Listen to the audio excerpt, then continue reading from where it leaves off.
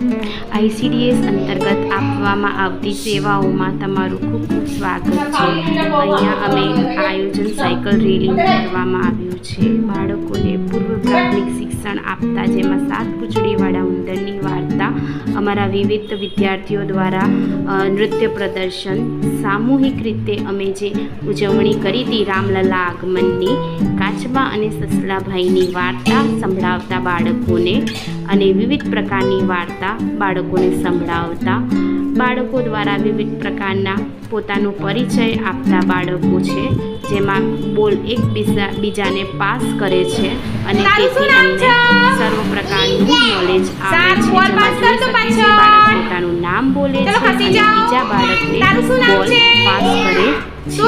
એ જ પ્રકારે પ્રવૃત્તિ દ્વારા બાળકો શીખે છે નવી વસ્તુઓ।